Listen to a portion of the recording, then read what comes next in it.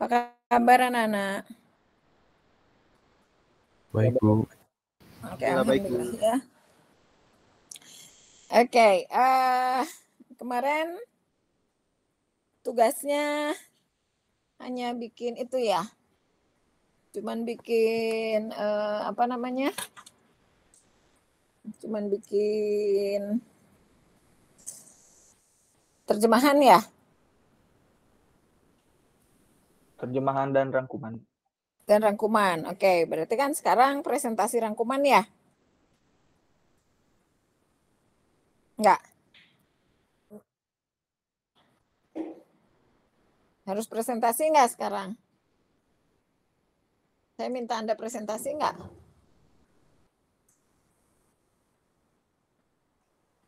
Halo, Iya, Bu, anak-anak. kalau nggak salah. Iya. Ya. Oke ya, nih siapa yang mau presentasi duluan atau mau ditunjuk? Tunjuk aja, Bu. Tunjuk aja. Oke, tunjuk aja. Sebentar, siapa ya?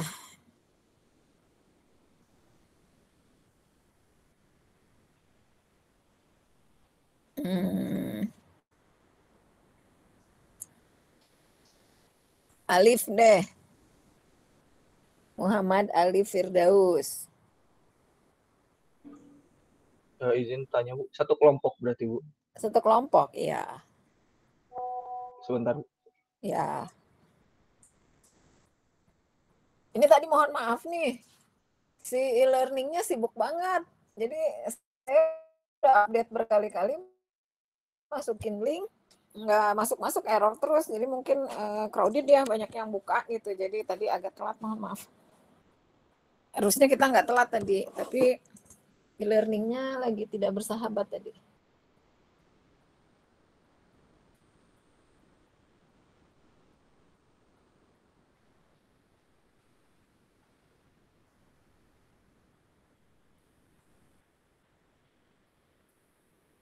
Alif sama siapa aja, Alif? Saya sama Nurrohman Rizky sama Taufan, Bu.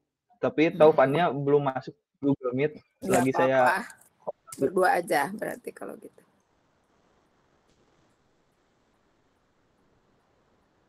Baik, sebentar, Bu. Saya share. Ya.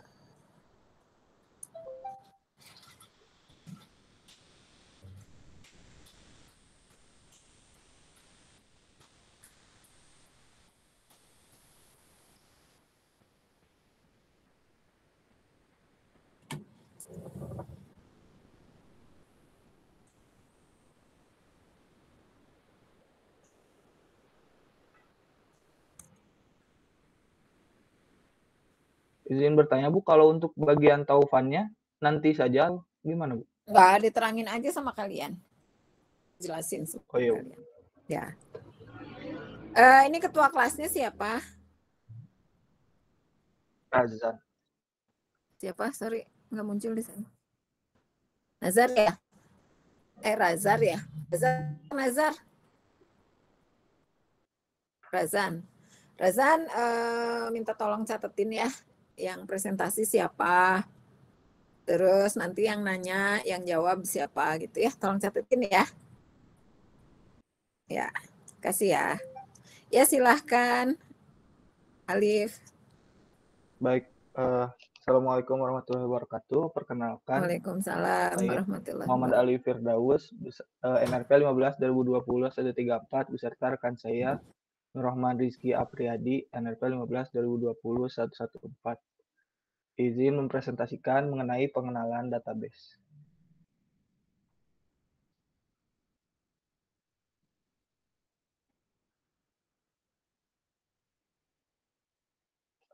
Yang pertama, pengertian.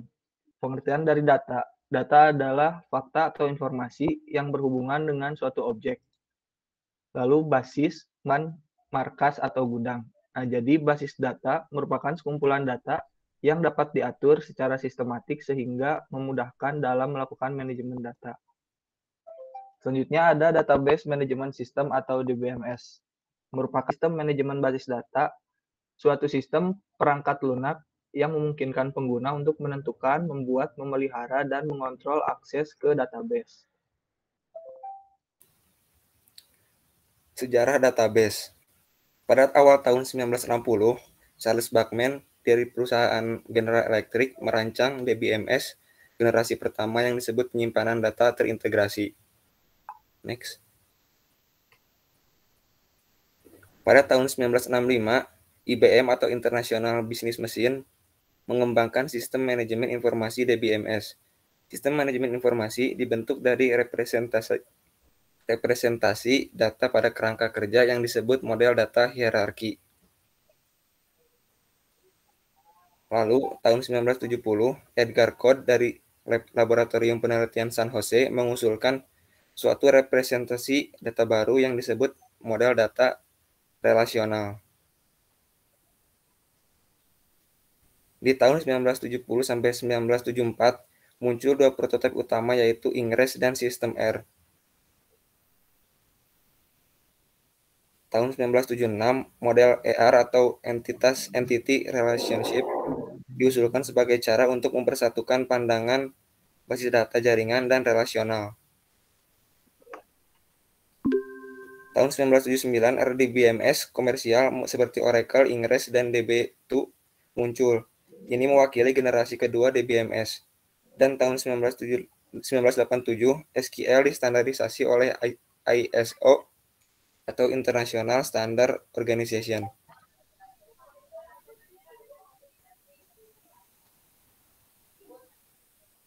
Baik, selanjutnya terdapat perbandingan antara database system dengan sistem pendahulunya, yaitu traditional file-based system. Sebelumnya, apa itu traditional file-based system?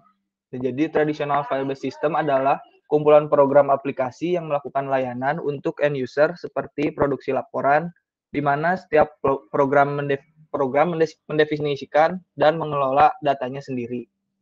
Misal, dalam suatu organisasi memiliki file fisik yang disiapkan untuk menyimpan data-data terkait proyek, produk, tugas, klien, atau bahkan karyawan. Nah, biasanya karena file tersebut banyak dan beragam, untuk keamanan maka tiap file diberi label dan disimpan dalam suatu tempat penyimpanan. Nah, untuk perbandingannya sendiri, pada traditional file-based system, terdapat kesukaran dalam mengakses dan mendapatkan data. Akan tetapi, pada database system, mendapatkan data sangat mudah diakses dan didapatkan, cepat juga diaksesnya. Lalu, pada traditional file-based system, timbul redundansi data atau data yang berulang dan ketidakkonsistensian data. Nah, pada database system, redundansi data dan ketidakkonsistensian data dapat diminimalisasi. Yang ketiga, traditional file-based system sulit dilakukan pengembangan aplikasi. Akan tetapi pada database system, pengembangan aplikasi mudah dilakukan. Lalu, traditional file-based system ini program-oriented. Sedangkan database system data-oriented. Nah, selanjutnya ada aplikasi basis data dalam kehidupan sehari-hari. Yang pertama, menggunakan internet. Banyak situs dalam internet yang menggunakan aplikasi database, seperti MySQL atau Oracle. Contohnya, toko buku online Amazon.com. Di sana kita bisa menelusuri berbagai buku dalam kategori berbeda, mulai dari genre buku hingga penulis buku. Ada juga database pada server web administrasi yang terdiri dari rincian buku, ketersediaan buku, dan riwayat pemesanan. Lalu yang kedua ada pembelian dari supermarket. Saat kita melakukan pembayaran di kasir, penjaga kasir akan melakukan scan barcode untuk setiap alat yang kita beli. Alat pemindai barcode tersebut terhubung dengan database yang memberikan informasi bahwa barang yang terpindai telah dibeli, berarti stoknya berkurang lalu menampilkan harga barang di kasir. Yang ketiga, mengambil ASI. Saat kita ingin mengambil asuransi seperti asuransi pribadi, asuransi properti, atau asuransi mobil, Anda bisa mengakses beberapa database yang berbagai perusahaan asuransi. Rincian pribadi yang Anda berikan seperti nama, alamat, usia, dan riwayat kesehatan digunakan oleh sistem basis data untuk menentukan biaya asuransi dan menemukan perusahaan yang memberikan kesepakatan terbaik. Selanjutnya, menggunakan perpustakaan lokal. Saat kita ingin meminjam buku di perpustakaan lokal, maka dapat mencarinya berdasarkan judul, penulis, atau bidang subjeknya karena rincian buku-buku yang ada tersimpan di database. Sistem database juga dapat memberikan pemberitahuan apabila buku tersebut tersedia atau tidak. Selain itu, sistem dapat memperingati peminjam lewat email bahwa buku yang dipinjam telah jatuh tempo dan harus dikembalikan. Lalu selanjutnya, belajar di perguruan tinggi. Saat ini kita sedang belajar di perguruan tinggi, maka sistem basis data akan memiliki informasi tentang kita, jurusan kita, mata kuliah apa yang sedang diambil, dan rincian nilai kita selama berkuliah. Nah, selanjutnya ada menyewa DVD. Sama seperti ketika kita ingin meminjam buku di perpustakaan, database pada tempat penyewaan DVD juga memiliki rincian terkait DVD mereka. Selain itu, sistem juga dapat memberikan pemberitahuan saat DVD yang disewa telah jatuh tempo dan harus segera dikembalikan. Ketujuh, ada pembelian menggunakan kartu kredit. Ketika kita membeli barang menggunakan kartu kredit, maka kredit akan diperiksa apakah cukup atau tidak untuk melakukan pembelian. Pemeriksaan bisa melalui telepon atau secara otomatis oleh pembaca kartu yang terhubung ke sistem komputer. Ada database yang berisi informasi pembelian yang dilakukan. Ada juga database untuk memeriksa kartu kredit apakah bisa melakukan pembelian atau tidak. Nah, yang terakhir ada memesan liburan dengan agen perjalanan. Saat kita mencari tempat liburan yang ingin dituju, agen perjalanan dapat mengakses database yang berisi rincian liburan dan penerbangan. Lalu ketika kita telah memesan, maka sistem harus melihat apakah terdapat kesamaan pesanan dengan pengguna lain. Jika iya, maka sistem harus dapat memilih salah satu dan memberitahu ke pengguna satunya bahwa liburan ke tempat itu pada hari itu atau mungkin menggunakan penerbangan yang sama tidak tersedia.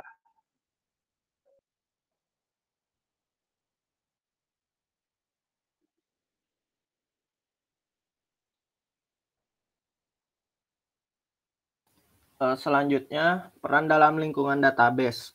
Yang pertama ada administrasi dan basis data. Peran pada umumnya terkait dengan manajemen dan kontrol dari DBMS dan datanya. Ada dua jenis bagiannya, yaitu administrasi data atau DA, bertanggung jawab untuk pengelolaan sumber daya data, termasuk perencanaan basis data, pengembangan dan pemeliharaan standar, kebijakan dan prosedur, dan desain database konseptual atau logis. Dan yang kedua ada administrasi basis data atau DBA, bertanggung jawab untuk realisasi fisik database, termasuk desain dan implementasi basis data fisik, kontrol keamanan dan integritas, pemeliharaan sistem operasional, dan memastikan kinerja aplikasi yang memuaskan bagi pengguna. Yang kedua ada pengembang aplikasi, merupakan setelah database diimplementasikan. Program aplikasi yang menyediakan fungsi yang diperlukan untuk pengguna akhir harus diimplementasikan. Setiap program berisi pernyataan yang memiliki DBMS untuk melakukan beberapa operasi pada database yang meliputi pengambilan data, memasukkan pada data, memperbarui, dan menghapus data. Ketiga ada desain database atau perancang database. Ada dua bagian. Yang pertama, desain database logis. Perannya mengidentifikasi data, yaitu entitas dan atribut, hubungan antara data dan kendala pada data yang akan disimpan dalam database. Yang kedua, ada desain database fisik. Perannya memutuskan bagaimana desain database logis harus direalisasikan secara fisik.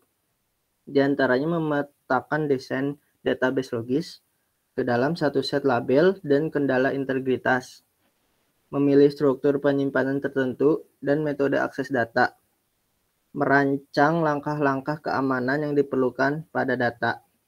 Yang terakhir ada pengguna akhir atau klien dari database yang telah dirancang, diimplementasikan, dan dipelihara untuk melayani kebutuhan informasi mereka. Ada dua jenis pengguna akhir, yaitu pengguna naif yang tidak memahami DBMS, contohnya kasir di supermarket lokal, menggunakan kode bar untuk mengetahui harga barang yang ada.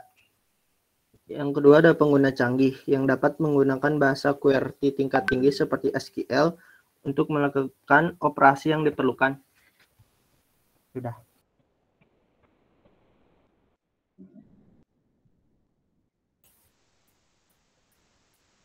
Keuntungan dan kerugian DBMS. Keuntungan yang pertama, kontrol redundansi data yang berarti dapat menyimpan data yang sama secara berulang dalam beberapa file.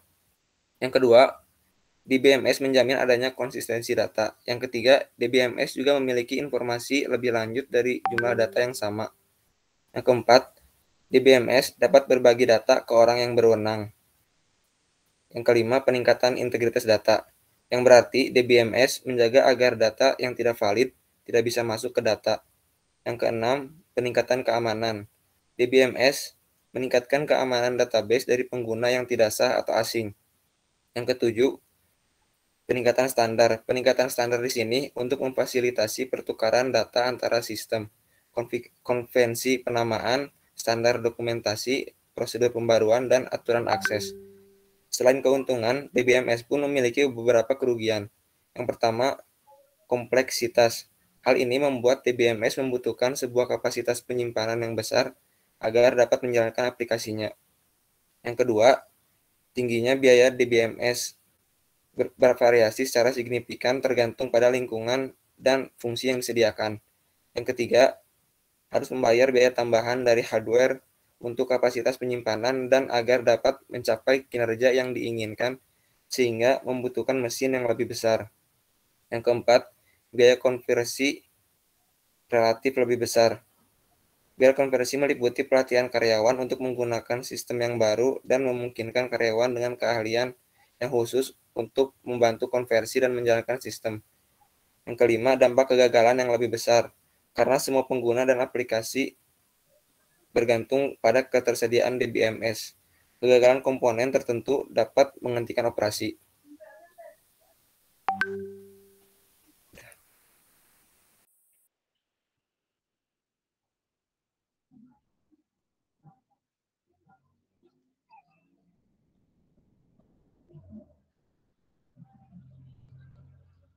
Terdapat satu quote yang mengatakan terdapat satu quote dari Dave Berry yang mengatakan bahwa database the information you lose when your memorize. Sekian presentasi yang dapat kami lakukan. Terima kasih atas perhatiannya. Apakah ada yang ingin ditanyakan? Oke ya, kita masuk sesi tanya jawab. Silahkan, ada yang mau ditanyakan anak-anak?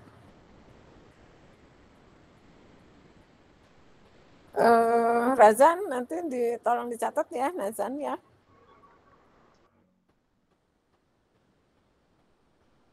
Ya silakan, kalau ada yang mau tanya raise hand gitu ya, atau langsung bicara juga nggak jadi masalah. Yuk anak-anak.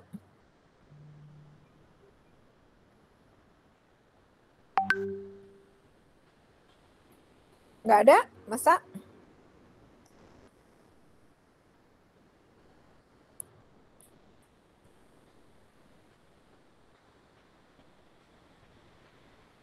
Oke ya, kalau nggak ada, kita masuk ke kelompok berikutnya ya. Nanti mungkin tanya jawabnya setelah kelompok yang kedua ya. Atala, silahkan.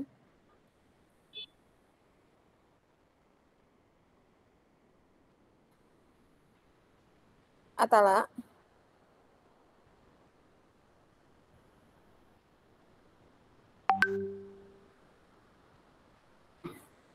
Razan, Atalanya ada nggak?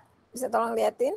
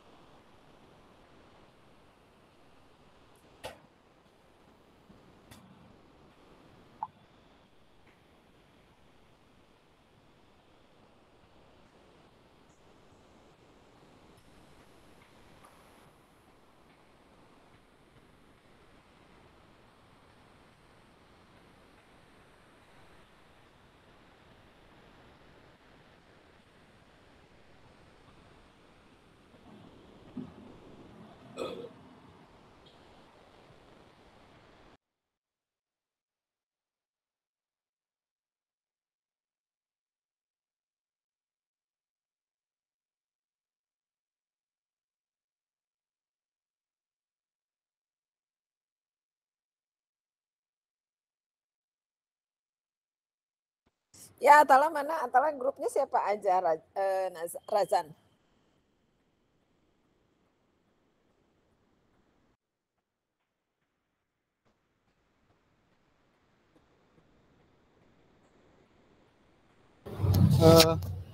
Punten Bu, ini saya lagi di jalan Bu. Lagi di jalan. Terus PPT-nya juga belum selesai, kelompok saya baru ngerangkum aja Bu. Masih berbentuk Word. Kan kemarin di awal perkuliahan saya bilang nggak ada excuse ya, harusnya kalau Iya Bu. presentasi ya. Oke, kita skip aja, tapi jadi catatan itu ya. Ya, Bu. Taufan, silakan Taufan. Maaf Bu, saya sudah clock yang tadi Oh, presentasi. barusan ya, sorry. Hisam. Tadi tuh Alif, Taufan sama siapa? Nurrohman Rizky, Bu. Nurrohman ya, oke. Muhammad Hisham, mangga silahkan.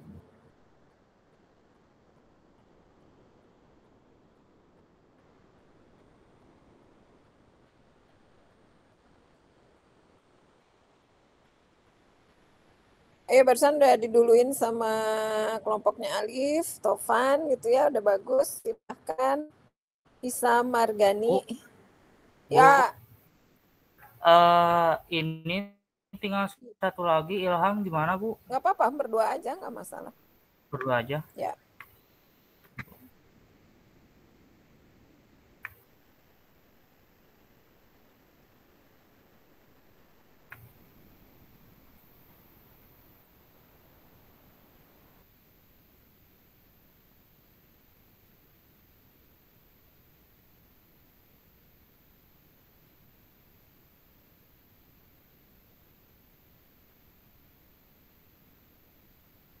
Sudah ada Bu? Sudah, silahkan. Assalamualaikum warahmatullahi wabarakatuh. Waalaikumsalam warahmatullahi wabarakatuh. Perkenalkan, saya Muhammad Hisham Margani, NRP 15202047. Di sini saya mempresentasikan dari chapter 5, yaitu aljabar relasional dan kalkulus relasional. Sebentar. Ini yang dipresentasikan itu yang di awal dulu ya. Kemarin saya minta tugasnya gimana? Di awal maksudnya Bu? Kita merunut dari chapter awal banget gitu ya. Ini saya takut salah memberikan instruksi. Saya kemarin ngasih tugasnya gimana coba? Maksudnya gimana?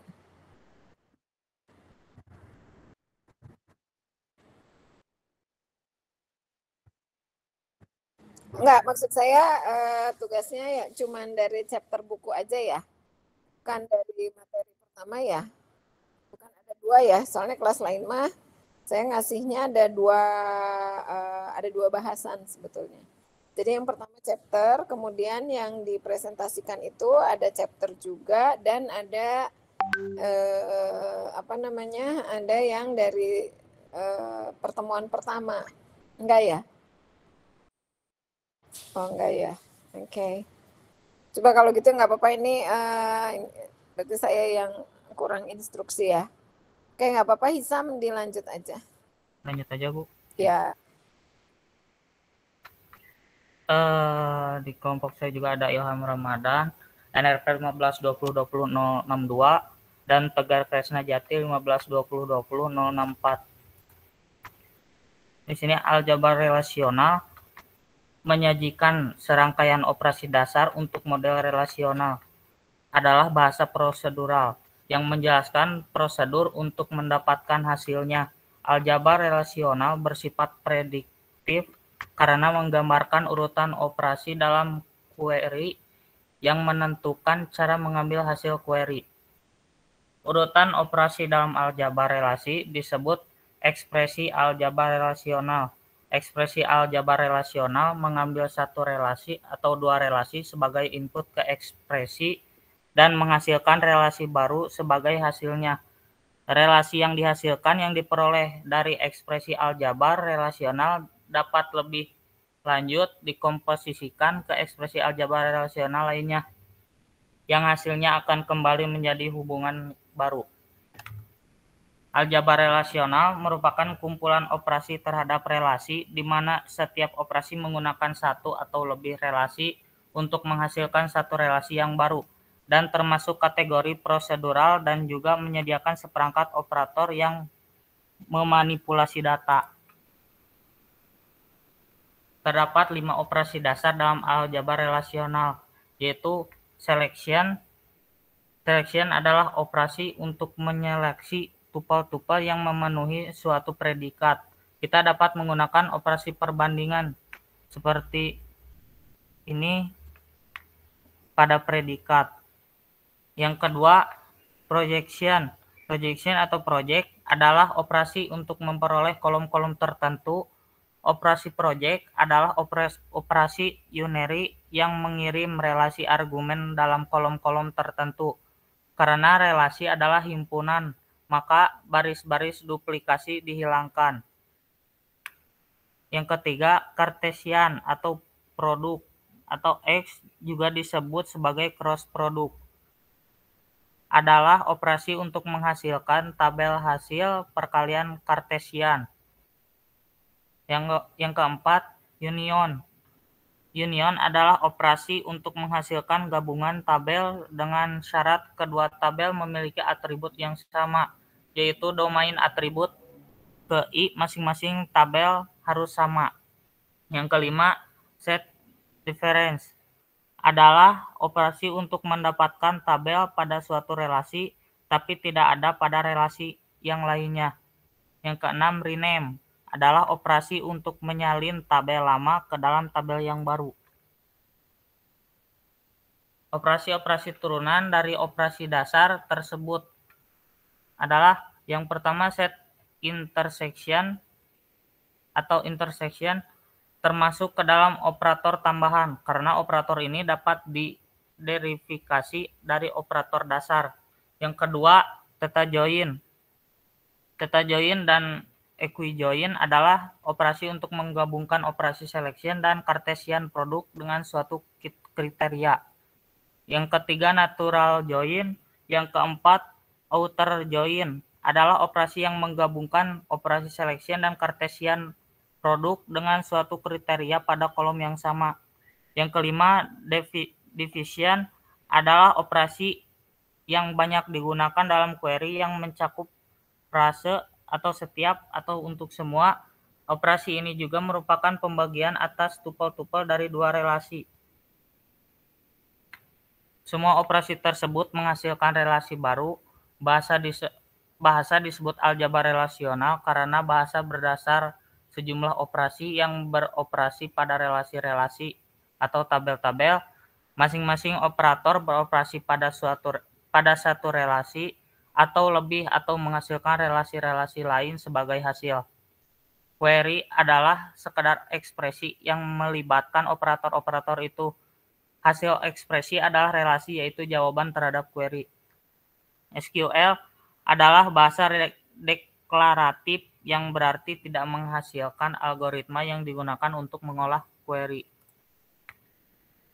Pemrogram menggunakan query SQL DBMS menggunakan aljabar relasional sebagai bahasa antara dalam spesifikasi algoritma query. Langkah-langkah dalam DBMS untuk pengolahan query adalah: yang pertama, DBMS melakukan parsing terhadap string dari query SQL dan menerjemahkannya menjadi ekspresi aljabar relasional yang dapat menuntun ke dalam algoritma sederhana yang tidak efisien. Yang kedua, bagian query optimizer mengkonversi ekspresi aljabar relasional ini menjadi ekspresi lain yang ekuivalen namun lebih efisien untuk dieksekusi. Yang ketiga, berdasarkan ekspresi aljabar relasional yang telah dioptimasi, query optimizer mempersiapkan rencana eksekusi query atau query execution plan yang kemudian ditransformasikan menjadi kode yang dapat dieksekusi pembangkit kode DBMS. Yang keempat, karena ekspresi aljabar mempunyai semantik matematika yang presisi, maka sistem dapat memverifikasi ekuivalensi ekspresi yang dioptimasi yang dihasilkan dari manipulasi ekspresi asal. Semantik ini juga memungkinkan pembandingan rencana-rencana evaluasi query yang berbeda. Kalkulus relasional.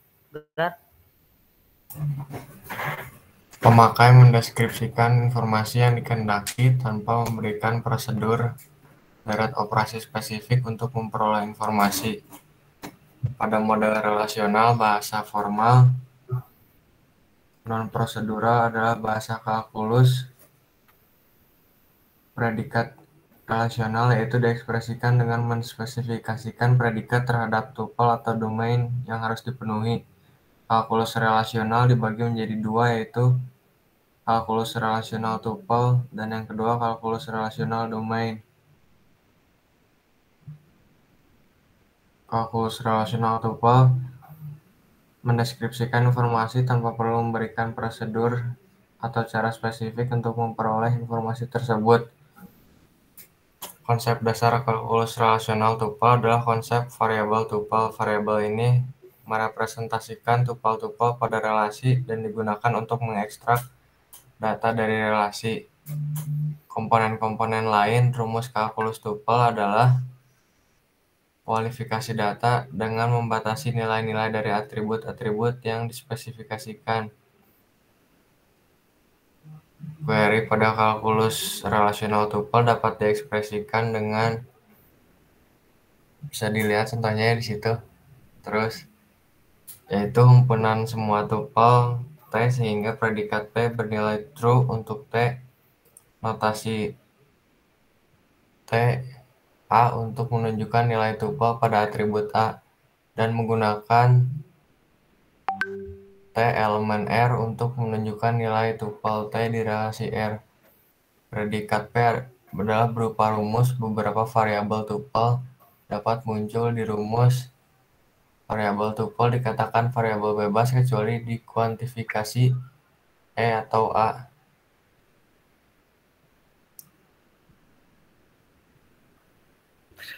R elemen R, A, ES, elemen S adalah variabel bebas. Variabel tupel S dikatakan sebagai variabel terikat.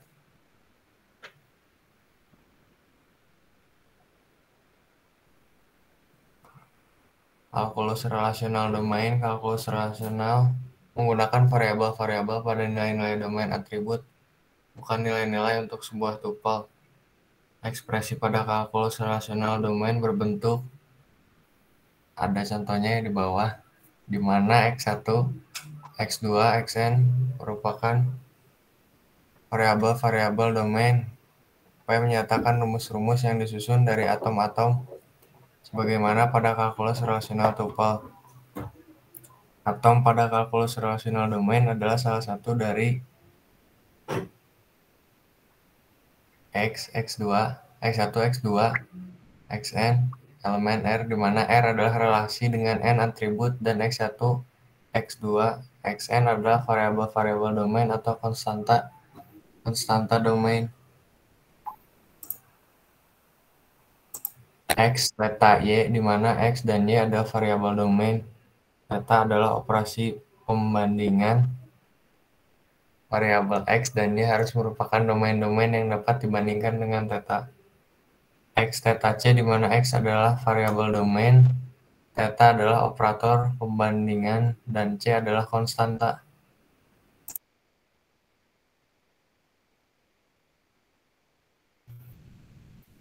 Sudah, Bu. Oke, yang barusan dipresentasikan sebetulnya nanti itu kita sudah masuk di SQL ya.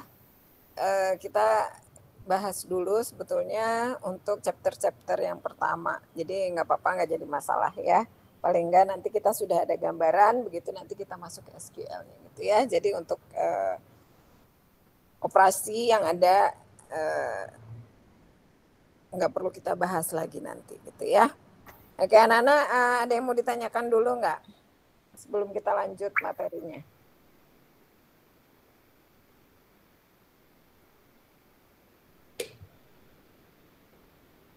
Nggak ada? Kalau nggak ada, saya coba share screen dulu ya.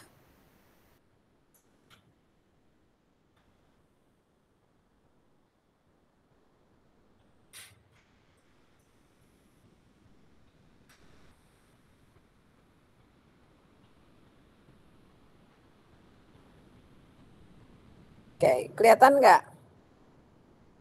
Kelihatan. Kita ada di Introduction to Database System. Kelihatan ya? Halo, Nana. Kelihatan, Bu. Ya, Bu. Dan Bu, Oke ya, nah sekarang kita bicara pendahuluan terhadap sistem database ya. Oke, nah ini biasanya nih harusnya kita menggunakan Oracle DBMS, cuman kita nanti menggunakan MySQL ya. Tetapi sebetulnya sintak-sintaknya sama gitunya, hanya beda beberapa bagian saja. Tapi secara logik semuanya sama gitu ya. Oke. Nah ini kemarin saya udah cerita ya bahwa bukunya ini ya, database system. Ini masih tahun lama gitu ya. Kita sekarang sudah masuk, ini belum saya update nih PPT-nya. Jadi Anda sudah masuk di, kemarin download udah edisi yang keberapa? Yang terakhir download anak-anak. Halo? Ke-6, Bu. Ke-6 ya. Kalau nggak salah sekarang udah masuk ke edisi ke-8 ya kalau nggak salah gitu ya. Oke, nah ini Anda nanti bisa juga, ini ada additional books-nya, misalnya bisa masuk ke yang punyanya CJ Date gitu ya, ini Introduction to Database System, ini 7 edition, ini udah edisinya juga udah keberapa gitu sekarang ya, ini karena masih tahun-tahun lama nih. Kemudian ada yang The Essence of Database, kemudian ada Object Databases, ini kemudian ada Relational Database Principle. Ya, ini masih tahun-tahun lama, ini belum saya update ya. Tapi ini bukunya, buku-buku yang sampai sekarang ini masih banyak digunakan. Artinya orang-orang rujukannya memang ke sini gitu ya. Yang Anda mau mempelajari basis data, pasti rujukannya ke sini gitu. Ya, untuk memudahkan Anda nanti belajar ya. Kata anak-anak ini Bu, yang database sistemnya aja yang Connelly itu 1400 ya, apalagi baca yang lain gitu ya. Nah, jadi Anda memang harus belajar baca cepat gitu ya. Baca cepat, baca paham supaya kelahap gitu buku-bukunya. Oke ya, nah nanti di sini akan kita pelajari ada data abstraksi. Ini kita overview dulu ya. Jadi hari ini kita bicara overview di mana istilah-istilah atau apa saja yang ada di dalam database system. Kemudian di sini nanti ada data abstraksi.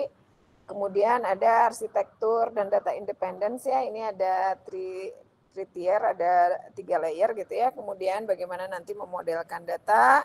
Dan kemudian properti di dalam transaksi itu seperti apa. Dan nanti ada overview dari arsitektur DBMS gitu ya. Oke, sebentar.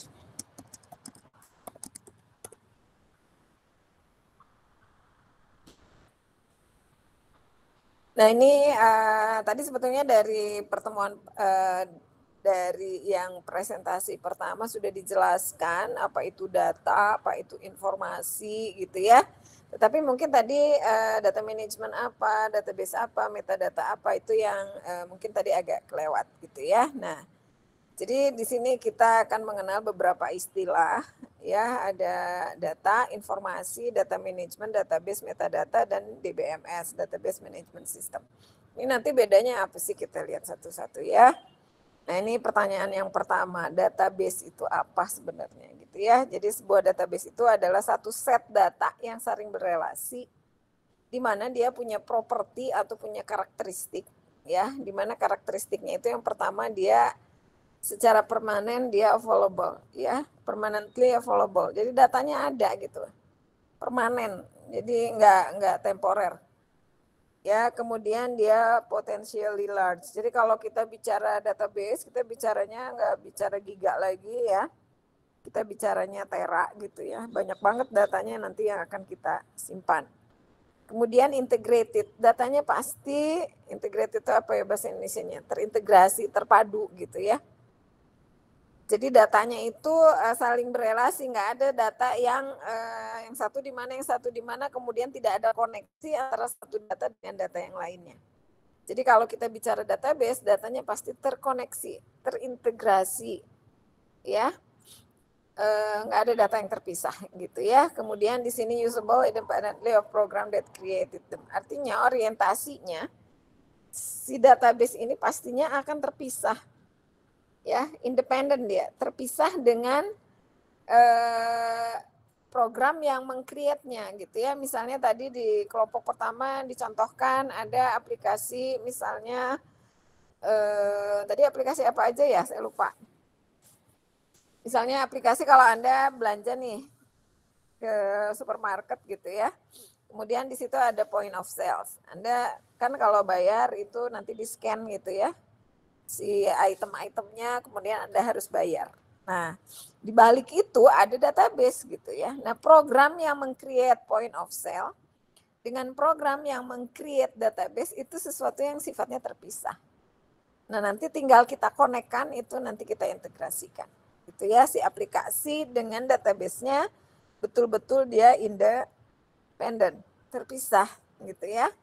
Pada saat penggunaannya baru kita nanti konekkan. Nah, kalau kita bicara database, di sini kita bicara bisa nggak sih database single user? Bisa. Dan bisa multi-user operation. Artinya, kita bicara concurrency user ya. Concurrency user itu artinya database itu kita bisa gunakan dalam satu satuan waktu yang sama oleh beberapa user. Ya, concurrency user itu artinya semua user bisa mengakses dalam waktu yang sama terhadap satu database gitu ya. Oke. Kemudian di sini ada konsisten, safe and secure. Bedanya apa sih Bu gitu ya? Data konsisten, kalau kita bicara konsisten, data itu nggak berubah. Nah, konteksnya gimana sih? Nah, Anda sering mungkin ya, nih pernah saya pengalaman pada saat saya ke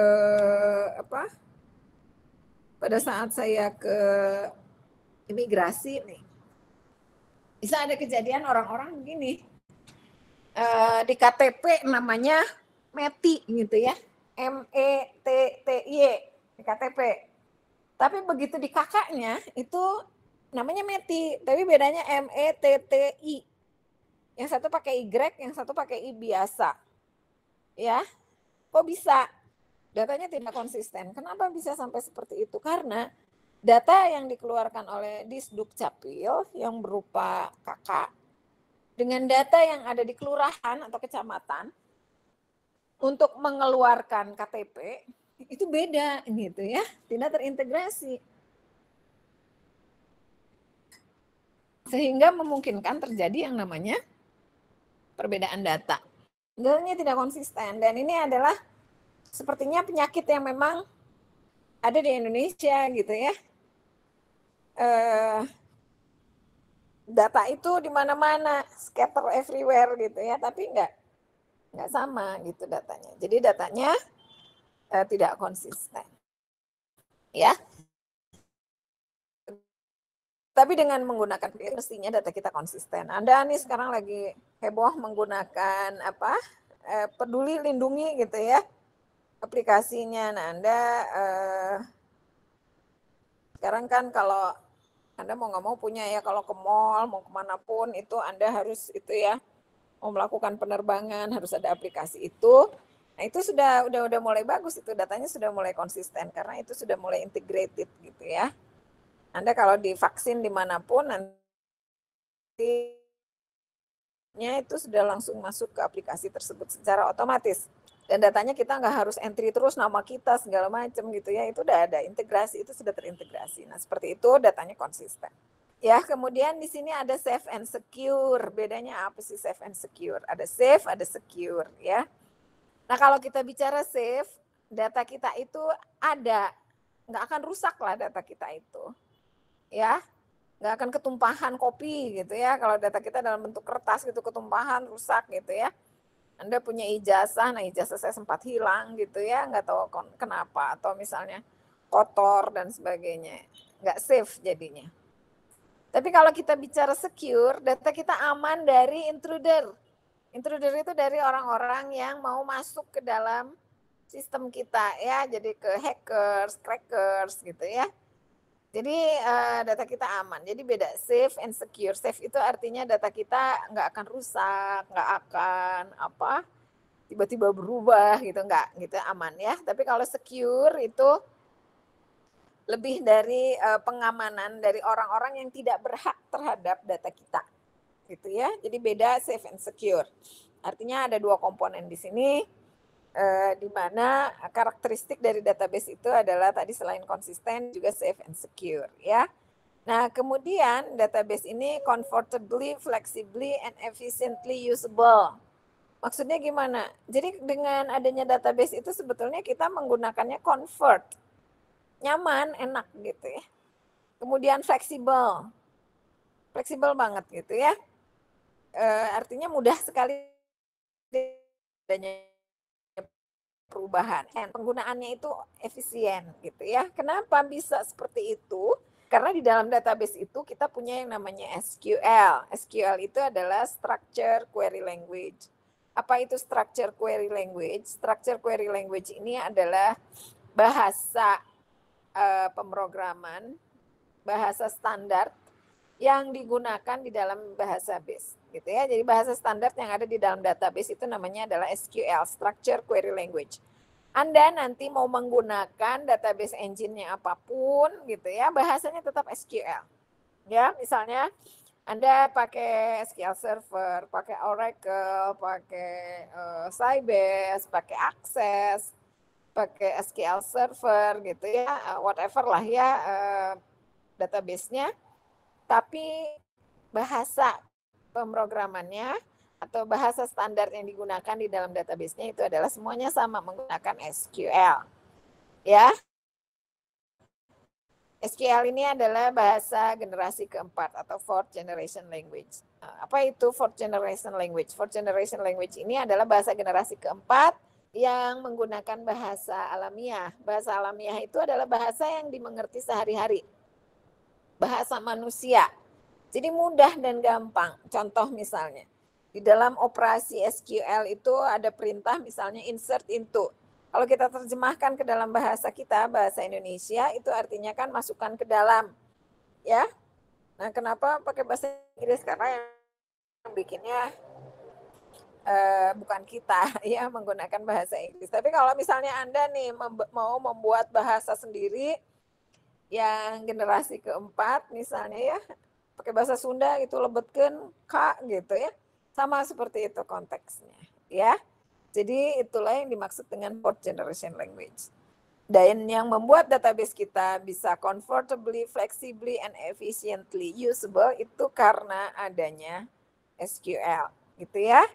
Dan di sini ada disebutkan bahwa possibly distributed in computer networks. Sehingga di dalam database ini memungkinkan ya nanti database kita itu sebetulnya terdistribusi di beberapa jaringan komputer. Gitu ya. Oke. Nah, kemudian ada yang namanya DBMS. Tadi kita bicara database gitu ya, secara konsep database itu seperti itu. Nah, database apa?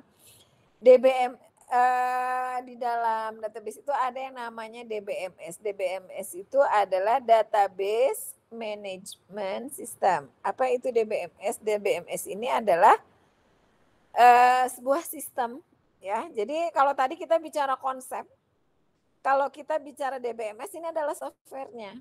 Software nanti ya yang mengelola sebuah database. Ya. Ini namanya adalah DBMS. Jadi kalau kita bicara DBMS inilah softwarenya gitu. Jadi kalau Anda punya laptop, nah yang mengoperasikan laptop itu kan Anda begitu ngebut laptop supaya nyala gitu kan, yang bekerja itu adalah operating system. Dia yang mengorganize devices yang ada di dalam laptop Anda ataupun komputer Anda supaya nanti bisa semuanya terkolaborasi sehingga program-programnya bisa jalan. Jadi dia yang mengatur seluruh kerja dari laptop tersebut, itu operating system. Nah, di dalam DBMS, di dalam database yang berfungsi sebagai itu namanya adalah DBMS, Database Management System. Jadi itu adalah aplikasinya ya, software.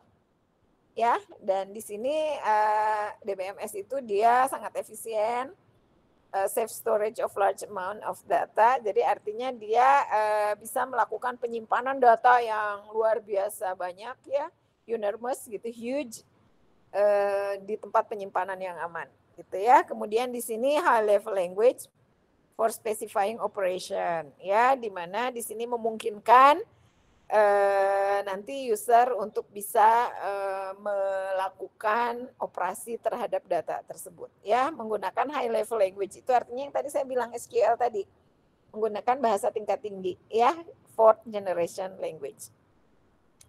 Nah, kemudian di dalam database ini juga, di dalam DBMS ini ya, melindungi user dari bagaimana data ini nanti disimpan di dalam database gitu ya. Jadi sebetulnya user itu nggak ngerti nih, data ini disimpannya di mana gitu ya, detailnya seperti apa data ini, cara penyimpanannya, nggak tahu gitu. User itu hanya lewat aplikasi. Jadi user itu tidak pernah menyentuh database nanti, gitu ya. Sehingga ini yang kita sebut dengan secure tadi, aman ya. Kita jangan khawatir data kita akan diacak-acak orang. Ya, contoh misal kita semua punya punya rekening di BNI ya. Tapi saya kan nggak tahu rekening Anda berapa, Anda juga nggak tahu rekening saya berapa. Saya cuma tahu yang punya saya aja gitu ya. Dan saya juga nggak tahu nih sebetulnya servernya ada di mana nih, data saya disimpan di server yang mana dan seterusnya. Saya user nggak tahu gitu ya. Nah itu kalau kita bicara DBMS ya. Nah, kenapa sih sebetulnya kita harus menggunakan DBMS? Kepentingannya apa gitu ya? Nah, di sini dikatakan bahwa amount of electronically available data is exploding. Sekarang kebutuhan data itu meledak gitu ya. Banyak banget sekarang kita bicara orang semuanya big data, bicara AI, bicara data mining, bicara machine learning dan sebagainya. Itu semua sebetulnya kita bicara tentang bagaimana memanfaatkan data yang enormous, data yang besar sekali gitu ya. Dan di sini diceritakan bahwa cost of storage is continuously dropping. Dulu nih saya kalau pakai flash disk itu yang cuman berapa, yang 128 megabyte gitu ya, itu harganya udah hampir 700.000 loh, mahal banget gitu ya. Pertama kali beli ada flash disk gitu ya, flash disk kecil gitu, yang isinya cuma 128 mega. Rasanya udah keren banget gitu itu ya. Coba Anda sekarang beli yang 1 tera aja paling harganya cuma 600.000 juga gitu ya. Jadi harga untuk penyimpanan itu sebetulnya terus menurun, murah banget gitu ya. Sekarang Anda lihat, Anda beli komputer juga kan udah, dulu saya beli compact harga 14 juta gitu ya, laptop itu cuman berapa, nggak nyampe 40 giga storage-nya. Nah sekarang Anda beli yang Acer yang murah aja gitu ya, itu udah ada yang tera ya penyimpanan datanya gitu. Oke, nah kemudian kenapa DBMS ini penting? Kita bicara juga bahwa sekarang data gitu ya. Data itu adalah aset perusahaan. Kalau dulu, zaman dulu nih ya, zaman kuda gigit besi, yang namanya aset perusahaan itu kan hanya misalnya barang-barang bergerak, gedung, properti gitu ya. Atau misalnya saham-saham, obligasi gitu ya. Nah baru kemudian human resource. Jadi karyawan itu adalah aset perusahaan loh, jangan salah. Tapi sebelumnya itu nggak dianggap bahwa orang yang bekerja di perusahaan itu hanya sebagai buruh saja gitu ya. Tapi kemudian meningkat, human resource pun merupakan aset untuk perusahaan. Nah sekarang yang namanya aset itu adalah data. Data itu sebagai aset yang sangat valuable, aset yang sangat berharga untuk sebuah perusahaan. Kenapa? Karena dengan data tersebut kita bisa dijadikan acuan untuk pengambilan keputusan perusahaan. Nih perusahaan ini stagnan nih, gimana mau maju? Dia biasanya menganalisis data yang ada gitu ya.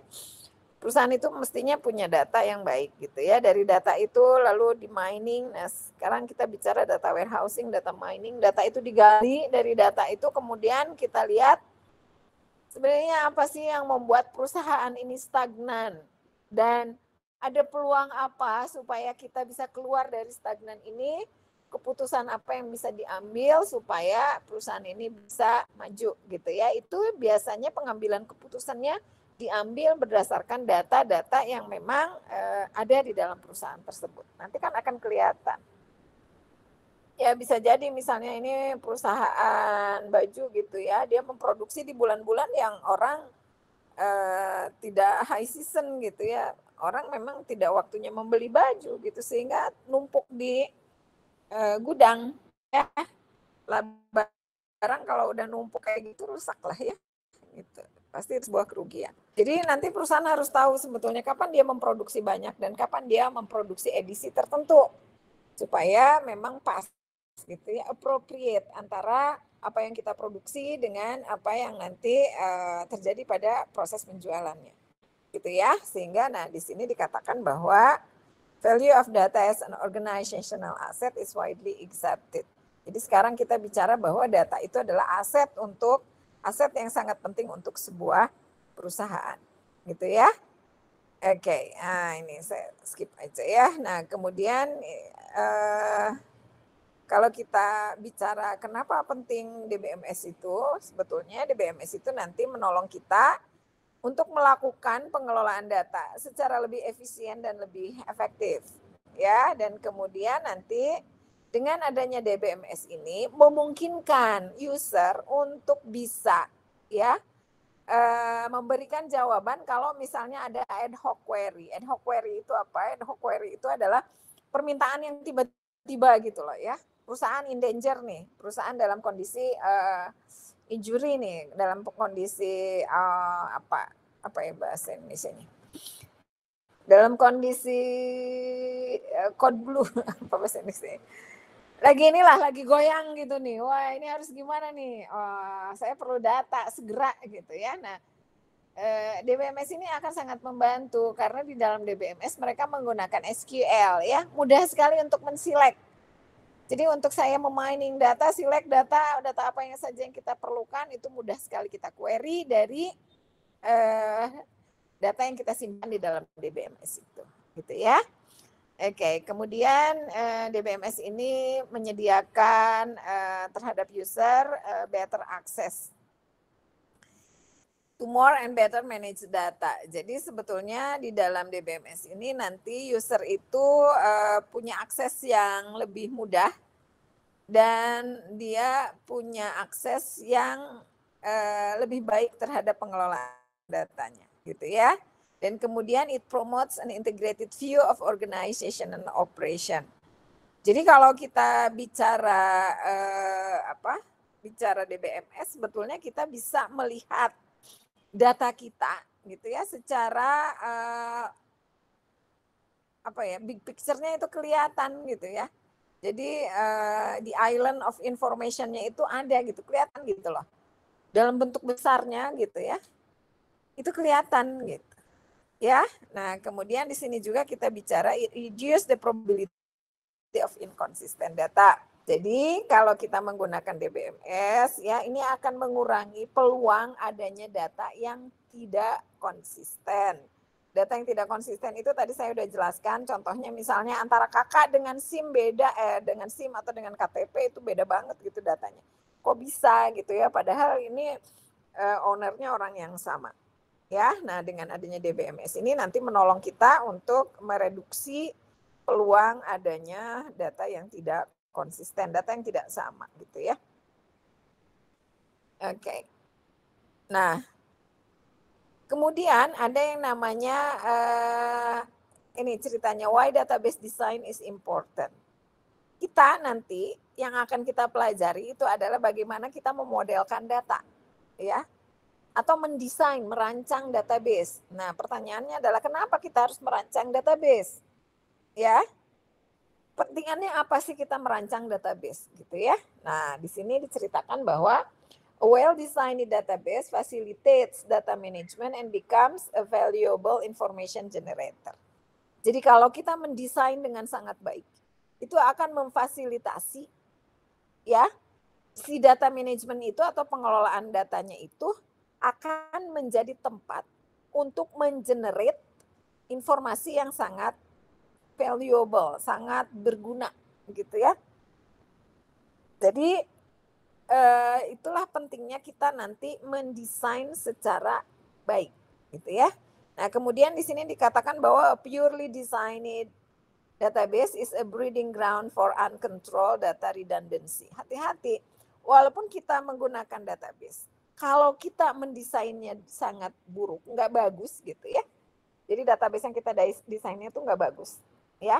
Maka dia akan menjadi tempat untuk berkembang biaknya data redundancy atau duplikasi-duplikasi data yang tidak terkontrol. Gitu. Jadi hati-hati dengan mendesain. Kenapa ada mata kuliah database? Karena kita harus merancang dengan hati-hati database kita. Supaya tidak terjadi yang namanya tempat untuk berkembang biaknya data yang duplikasi dan tidak terkontrol. Gitu ya. Oke, anak-anak masih dengan saya? Masih, ya, Bu. Oke. Anak-anak kalau ada yang nggak ngerti, diinterupsi aja, nggak jadi masalah ya. Oke, kemudian Baik, di Bu. sini yang berikutnya, purely designed database generate errors that lead to bad decision. Maksudnya gini, kalau kita tadi mendesain secara buruk sebuah database gitu ya, maka kita akan mengenerate kesalahan sebetulnya ya yang mengarahkan kita kepada pengambilan keputusan yang buruk gitu ya. Jadi ada yang namanya GIGO. GIGO itu adalah garbage in, garbage out. Artinya kalau data yang kita olahnya sampah, maka keluarnya juga sampah. Gitu ya, sehingga ya kita mau ngambil keputusan gimana kalau datanya juga sampah gitu ya. Tidak bisa kita manfaatkan menjadi aset gitu ya. Oke. Nah, ini ada evolusi di dalam DBMS ya. Tadi DBMS itu adalah softwarenya ya. Nah, dia berevolusi. Tadi sebetulnya di kelompok pertama sudah dijelaskan ya, bahkan sampai tahunnya ada ya tadi ya.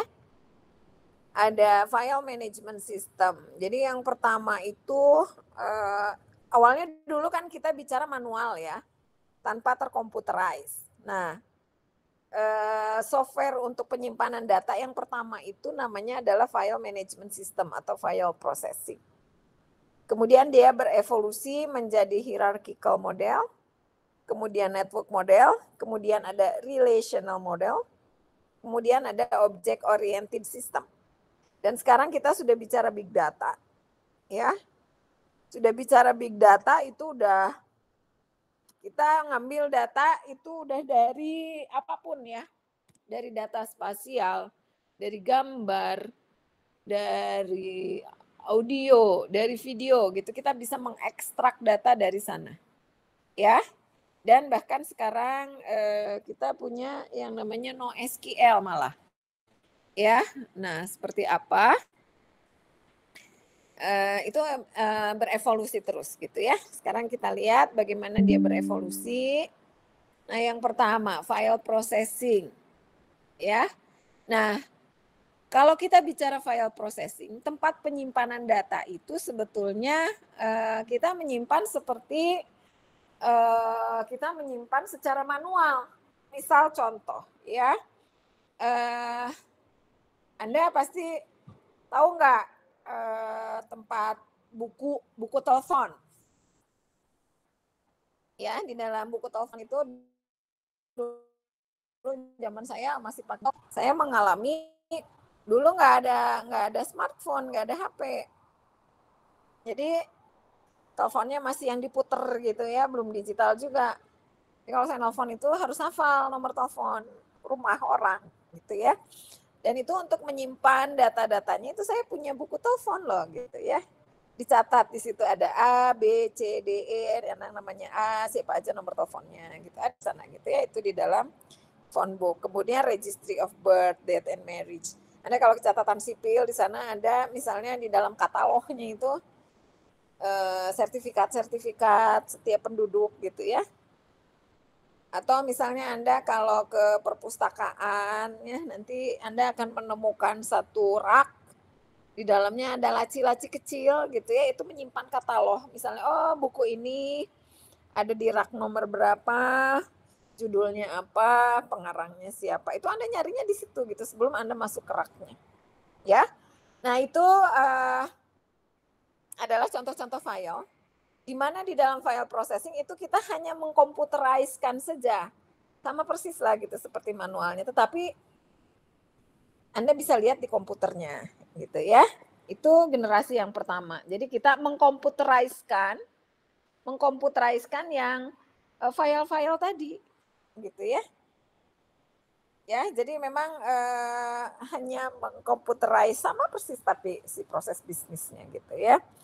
Nah, sehingga di sini kalau kita bicara simple file management system, nah ini Anda lihat di sini ada di sini ada drum, kemudian ada apa namanya? Ada drum. Nah, ini yang di tengah ini adalah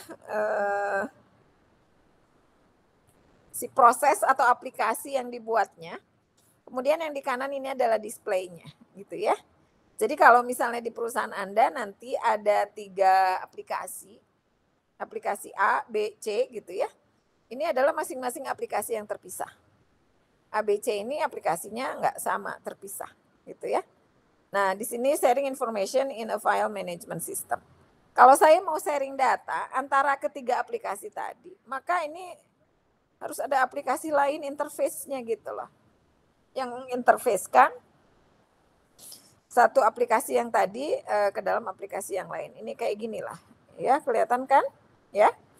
Coba kalau integrasinya banyak gitu, interface-nya banyak, maka akan terjadi yang namanya interface explosion. Jadi kayak gini, ribet gitu ya pengelolaannya. Oke. Nah, ini ada beberapa terminologi di dalam files. Kenapa sih kita harus belajar terminologi di dalam files ya? Di sini nanti sebetulnya ini sebagai acuan kita untuk mempelajari database karena ada beberapa hal yang terminologinya sama ya. Nah di sini ada record Fred Smith can piece $4 $2 ya, ini satu record pertama. Yang record kedua atau baris kedua ini ada Mary Jones broccoli half kilo gitu ya, ini $1.3. Ini rekod yang kedua atau baris yang kedua. Nah, yang dikatakan field itu yang mana? Yang dikatakan field itu ada name, product, order, price, itu adalah field.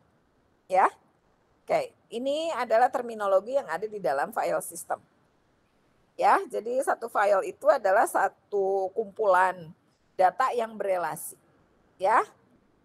Misalnya di sini ada koleksi dari order, misalnya atau koleksi mahasiswa atau koleksi dosen gitu. Itu sebuah file gitu ya. Nah, kemudian individual data entities, kita menyebutnya individual data entities atau kita menyebutnya tadi kita simpan sebagai record atau baris gitu ya. Yang tadi, nah ini yang ini. Fred Smith can piece $4 $2. Itu adalah individual data entities namanya. Ya, yang disimpan sebagai record ya. Kemudian specified data item ya.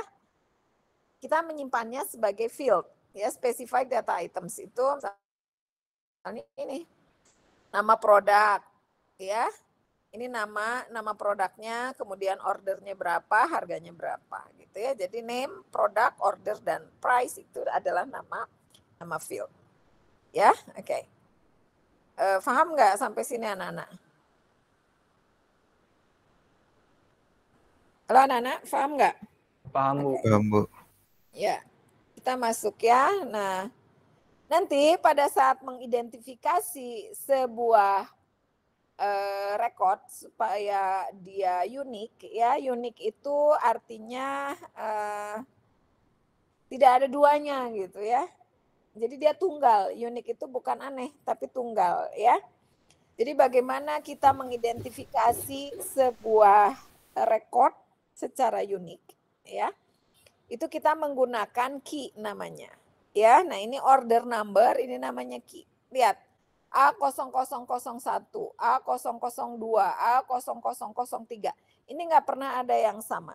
Ya, kalau Anda sebagai mahasiswa, Anda punya yang namanya key. Ya, key itu fungsinya untuk tadi bisa mengidentifikasi sebuah rekod secara unik. Key Anda apa? Key Anda itu adalah student ID atau kita menyebutnya NRP ya. 1520200007 misalnya. Nah, itu adalah key ya yang fungsinya tadi untuk mengidentifikasi rekod secara unik. Kenapa harus ada key? Karena misalnya nih yang namanya Muhammad itu banyak banget. Muhammad yang mana? Muhammad Safari misalnya. Atau Muhammad Ari, yang namanya Muhammad Ari banyak banget gitu ya. Saya namanya Dewi, yang namanya Dewi itu banyak banget. Bahkan namanya sama persis sama belakangnya. Dewi Rosmala gitu ya.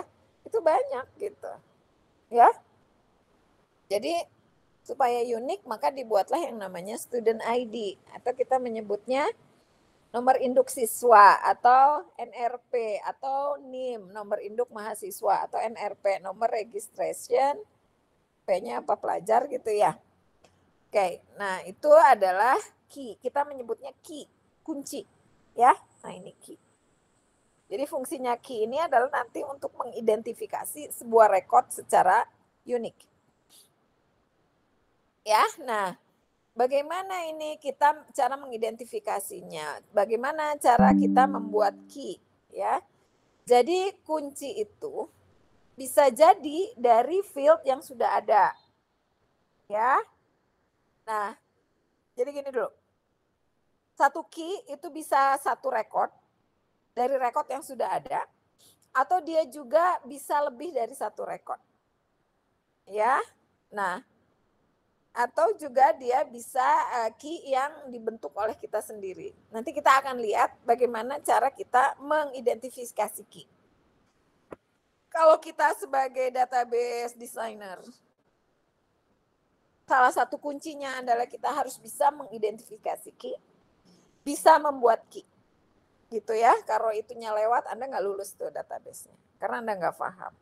Ya, jadi key ini krusial sebetulnya di dalam database. Ya, penting banget dan bahasa Inggris ini. Gak hanya penting, tapi Anda kalau salah ya salah gitu ya.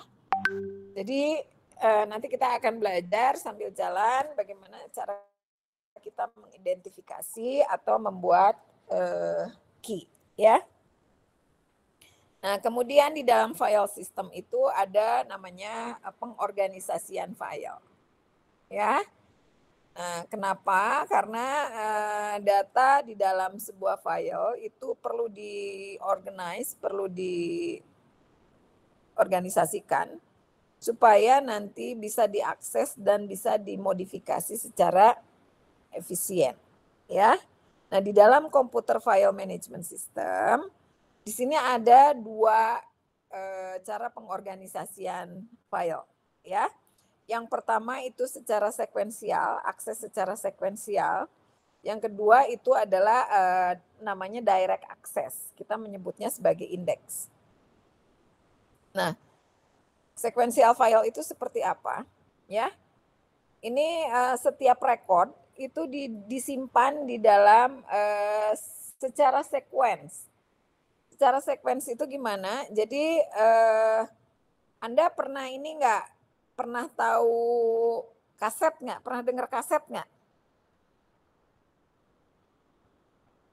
Halo anak-anak? Yang persegi panjang, Bu. Kaset ya, kaset kalau Anda mau dengerin lagu masih generasi kaset tuh. Bukan Ya, Bu. CD. Pernah tahu kan kaset? Pernah, Bu. Ya. Kalau saya mau menyetel kaset, itu lagunya ada yang di tengah, itu saya harus di forward dulu kan? Ya, benar nggak? Diputar Iya, Bu. dulu gitu kan? Iya. Baru bisa dengerin Pitanya ya, lagu Bu. yang di tengah-tengah. Set gitu. Nah, jadi kalau kita bicara sequential file itu cara aksesnya itu kayak kaset gitu loh. Dimajuin dulu baru bisa kita mengakses yang di tengah. Karena gini, kalau kita bicara file itu ya, itu sekuensial banget. Jadi sebentar nih lowbat ya, saya cari dulu. Di mana ya? Sebentar ya Nana ya. Iya, Bu. Ya, Bu.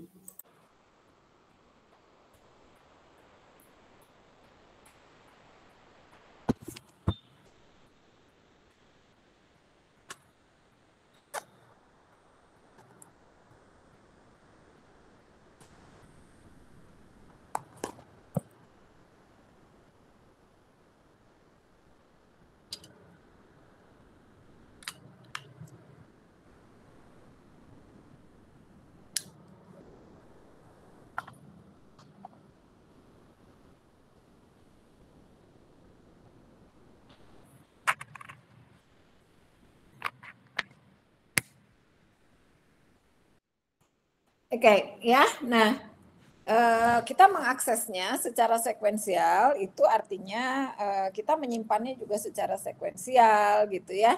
Di mana rekod itu bisa kita baca secara terurut gitu ya. 1 2 ke 1 dulu, 2 3 4 dan seterusnya gitu ya sampai ke yang akhir rekod. Ya. Nah, kalau pada saat kita mau menyisipkan itu kita harus nggak bisa kita nyisipin karena kita hanya bisa menyimpan data itu di akhir rekod. Gitu ya. Kebayang nggak kalau misalnya data kita tadi ada misalnya ini nih. Nah, misalnya ini yang brokolinya nggak ada nih kosong. Berarti kita menyimpan data itu kan secara sekuensial ya. A001 Fred Smith, Ken Peace, 4000, A002 Mary Jones, kosong kan? Langsung disisip 0,5 kg. Kemudian A003 Tom Spencer, Ken Peace, 3000. Nah, kalau misalnya saya mau menyisipkan brokoli, itu naruhnya setelah 3000, nggak bisa di tengah-tengah. Kalau kita bicara sekuensial, gitu ya. Nah,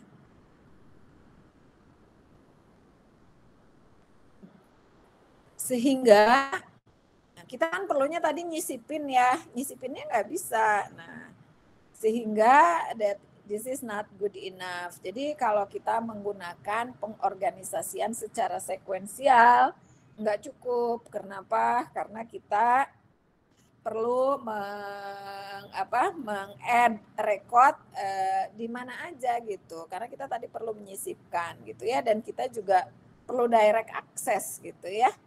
Nggak bisa kita misalnya bacanya terus gitu ya, tersekuensial gitu ya.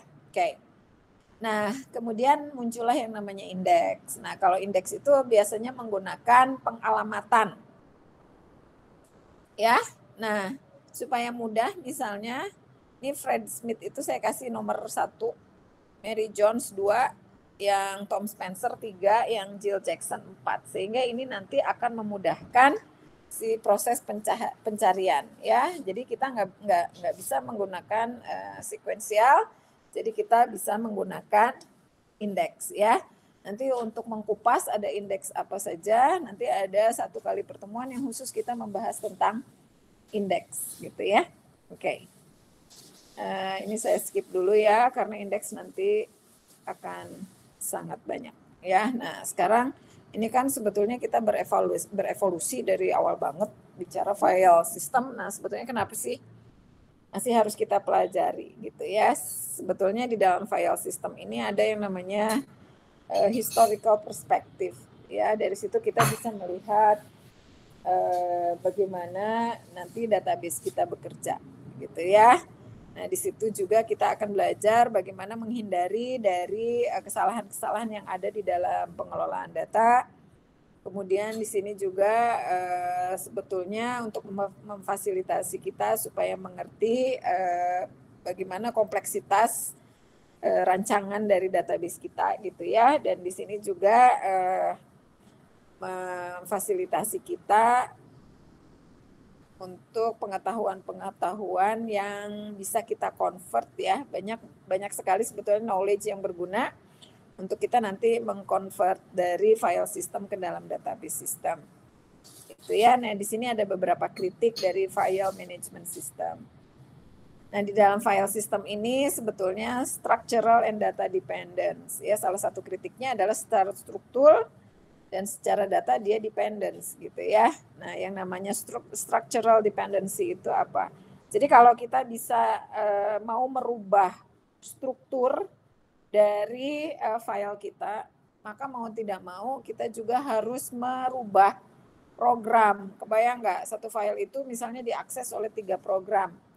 Maka pada saat saya mau merubah struktur dari file itu, misalnya tadi di dalam field kita ada nama ya, kemudian ini nih yang dimaksud structure itu.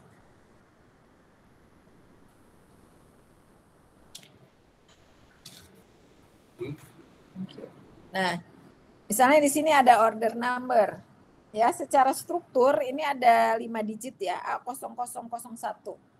Saya rubah nih jadi ternyata kurang nih kalau 5 digit. Saya gunakan 6 digit. Ya, seperti NRP Anda misalnya sekarang menggunakan 15-20-005. Dengan asumsi misalnya nomor urutnya kan 005, 3 digit terakhir ya. Asumsinya bahwa itu maksimumnya berapa? 999 ya, dalam satu jurusan itu ada 999 mahasiswa.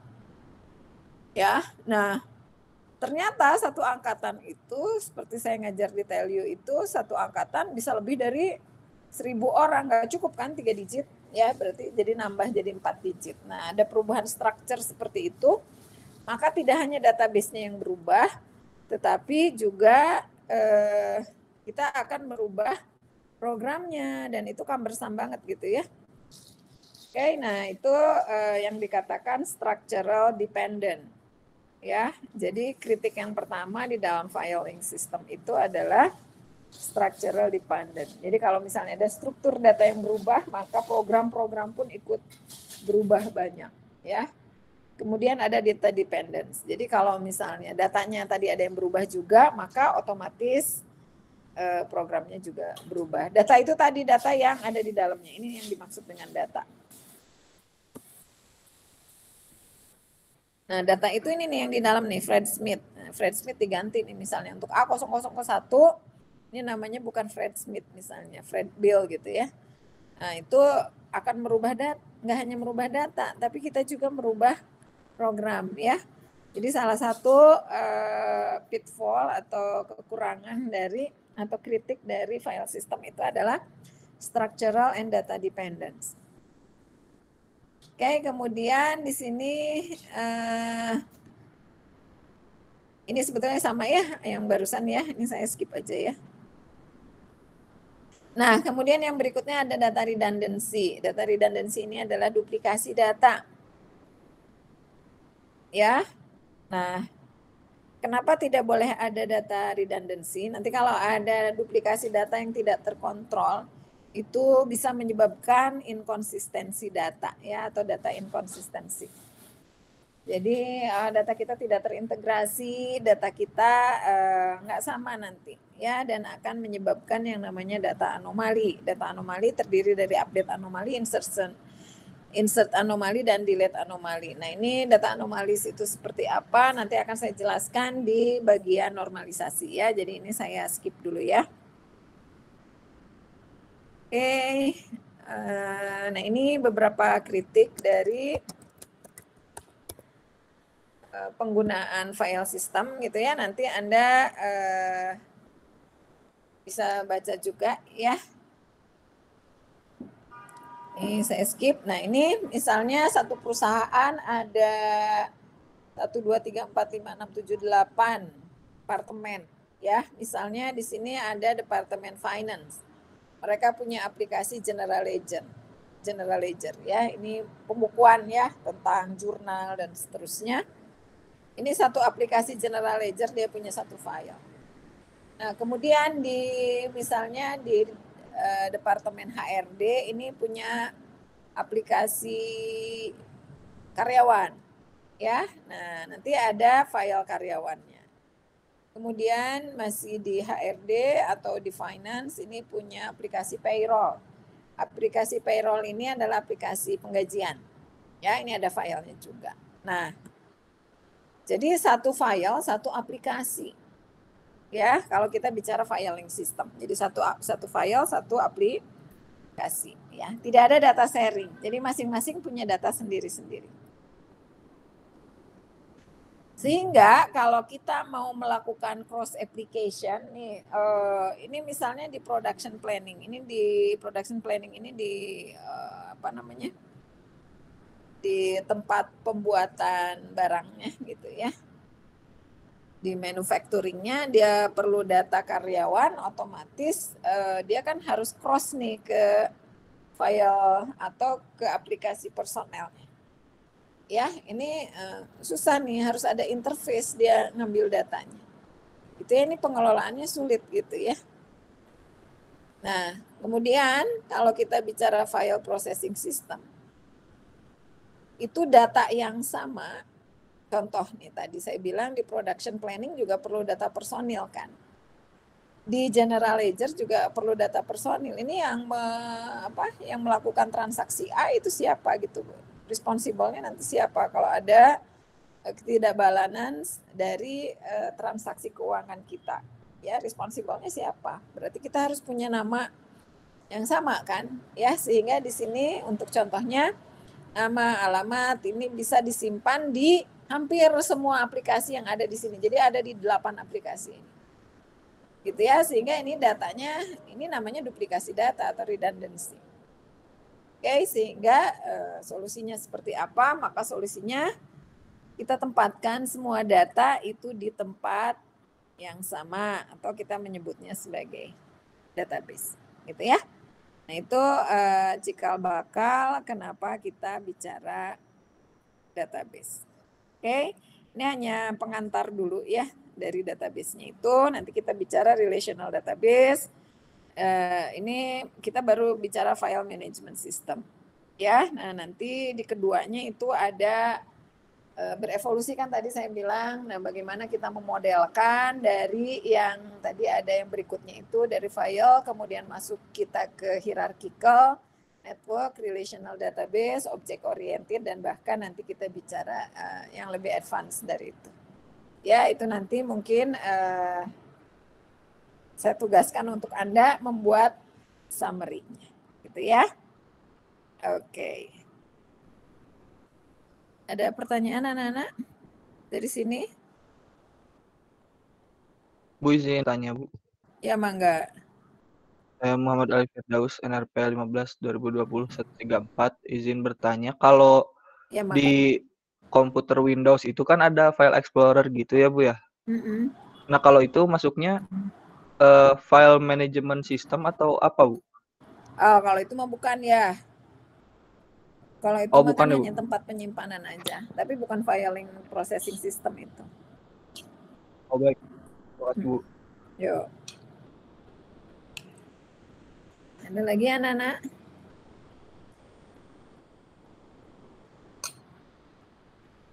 Ada yang mau ditanyakan lagi?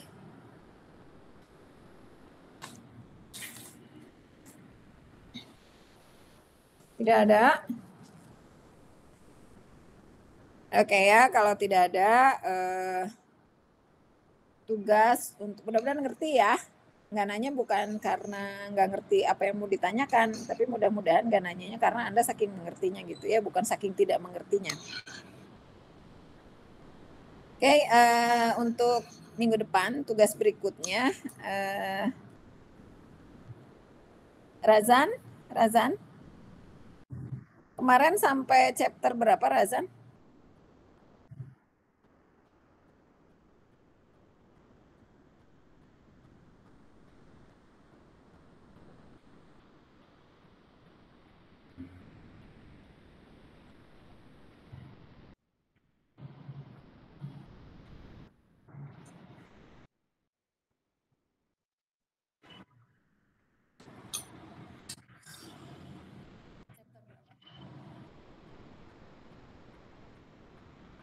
Gini, saya yakin itu chapternya kan belum selesai, Razan ya. Nah, untuk tugas minggu depan itu nanti semua kelompok meneruskan chapternya itu nanti sama Razan tolong didistribusi ya. Kelompok mana kebagian chapter berapa. Itu yang pertama. Yang kedua, di e-learning-nya, coba ya saya lihat dulu. Di e-learning-nya itu,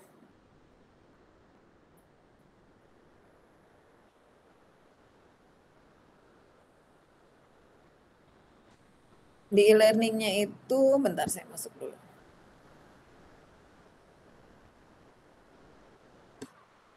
Ini e-learning-nya lagi nggak kooperatif ya, ini saya masuk susah banget ya.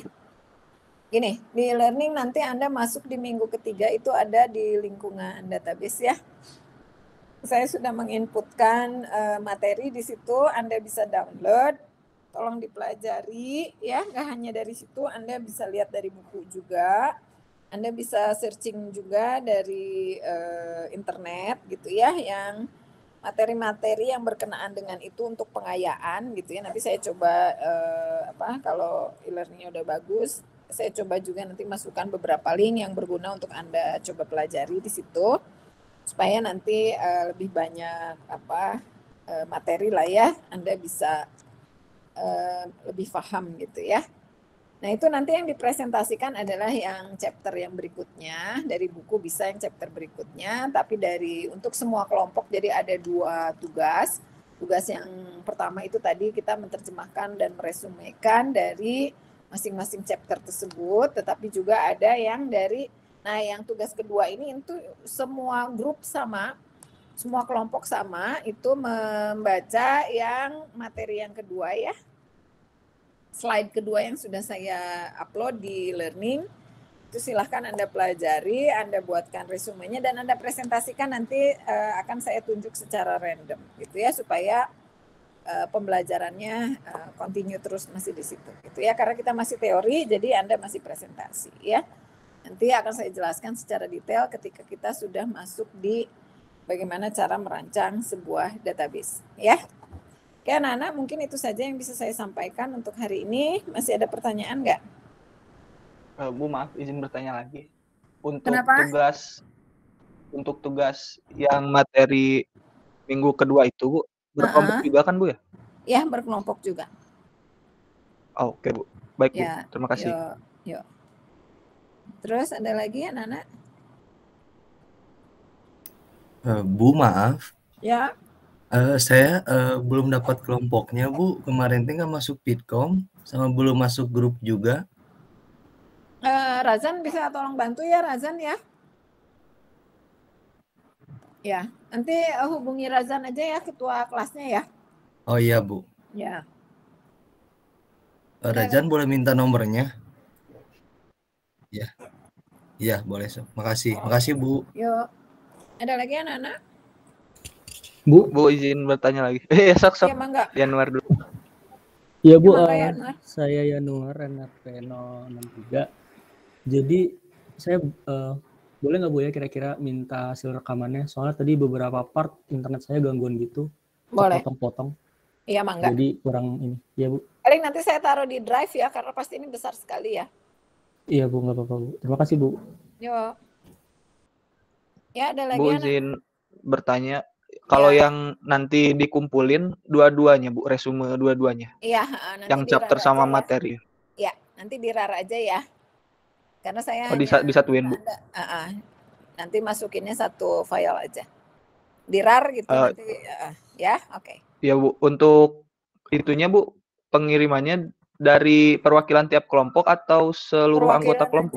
Perwakilan aja. Oh, baik, Bu. Terima kasih, Bu. Yuk.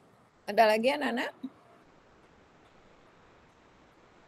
Oke ya, jadi pertanyaannya masih seputar tugas ya, belum ke materi ya. Oke, kalau tidak ada pertanyaan lagi, mungkin itu saja yang bisa saya sampaikan untuk hari ini. Nanti kita lanjut minggu depan ya. Terima kasih atas perhatiannya. Tetap sehat, tetap semangat. Assalamualaikum warahmatullahi wabarakatuh. Waalaikumsalam. Terima kasih, Bu. Terima kasih, Bu.